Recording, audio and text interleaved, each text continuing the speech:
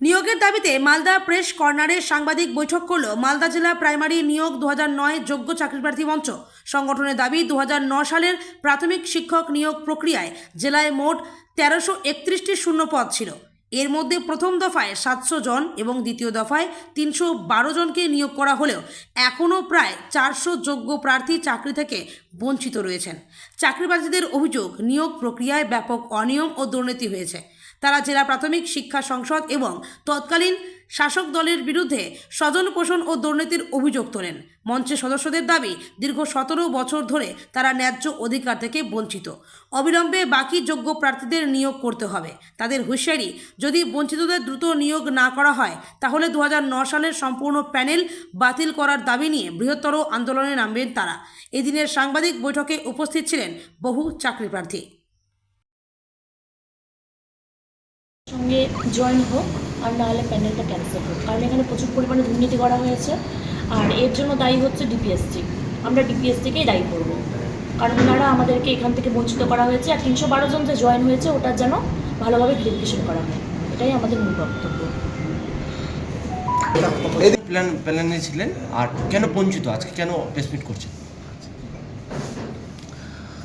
আজ এই প্রেসমিট করার একমাত্র একটাই কারণ, সেটা হচ্ছে ডিপিএসসির দুর্নীতি তথা সরকারের দুর্নীতি। এই সরকারের দুর্নীতির বিরুদ্ধেই এই সরকারি দুর্নীতির জন্যই আজকে আমরা বঞ্চিত। এই বঞ্চিত হওয়ার একমাত্র মূল কারণ এখানে আমরা ডিপিএসসিকেই দেব, কারণ যে ওদের বডি ঠিকঠাক গঠন ছিল কি ছিল না সেটা বড় ব্যাপার নয়, কিন্তু তারা এ সত্ত্বেও তারা কিন্তু নিয়োগ দিয়েছে। কিন্তু যাদেরকে নিয়োগ দিয়েছে তারা তো 8.625 পেয়ে চাকরি পেয়েছে। হ্যাঁ, সেখানে সরকার পক্ষের উকিল এবং পিটিশনারদের উকিল একত্রিত হয়ে সেই ব্যাপারটা তারা সমাধান করে নিয়েছে। সরকারের সদিচ্ছা হয়েছে, তাদেরকে দিয়েছে, কিন্তু সরকার এটা দেখেনি যে 8 থেকে যারা বেশি পেয়ে বসে আছে তাহলে তাদের কি হবে। সেই জন্যই আজকে কিন্তু আমরা। কত সালে পরীক্ষা দিয়েছিলেন, কতটা সিট ছিল আর কতজন বাকি আছে এখনো? আচ্ছা, 2009 সালে পরীক্ষা হয়েছিল। 2009 সালে সেটা সিপিএমের আমলে ছিল। তারপরে সেই পরীক্ষাটা আবার রিএক্সাম হয়। রিএক্সামটা হয় হচ্ছে 2014 সালে আর কি।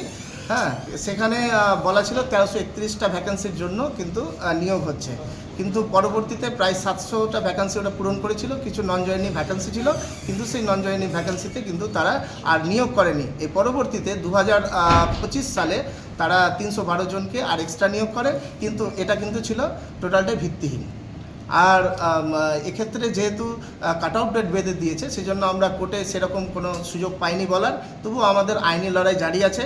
আমাদের দিক থেকে আমাদের লয়ার রয়েছেন ফিরদৌস শামীম বাবু, তিনি আমাদের জন্য প্রাণপণ চেষ্টা করে যাচ্ছেন যাতে করে আমরা একটা ন্যায় বিচার পাই। আর সরকার পক্ষের কাছে আবেদন যাতে আমাদের এই ন্যায় বিচারটা সরকার অবশ্যই ভাবে এবং আমাদের জন্য সেটাকে বরাদ্দ করে। কতজন আপনারা বঞ্চিত আছেন? আমরা এখন বঞ্চিত আছি প্রায় 400 জন। কীভাবে লড়বেন? প্রথমতই যেহেতু আমরা বঞ্চিত, সেই জন্য আমরা প্রথমেই যাব আমাদের যে শিক্ষামন্ত্রী দীপক বর্মন স্যার, ওনার কাছে যাব। ওনার কাছে আমাদের যে প্রবলেমসগুলো রয়েছে সেগুলো নিয়ে আলোচনা করব। পরবর্তীতে আমাদের সিএম অর্থাৎ আমাদের প্রাণপ্রিয় দাদা শুভেন্দুদা রয়েছে, ওনার কাছেও যাব আমরা। হ্যাঁ, আর এটাতে আমাদেরকে বাকি যারা আছে তারা কিন্তু অবশ্যই সহযোগিতা করবেন এবং প্রত্যেকেই আমাদের পাশে আছেন। আপনার নাম? আমার নাম হচ্ছে এমডি সাফিউল ইসলাম।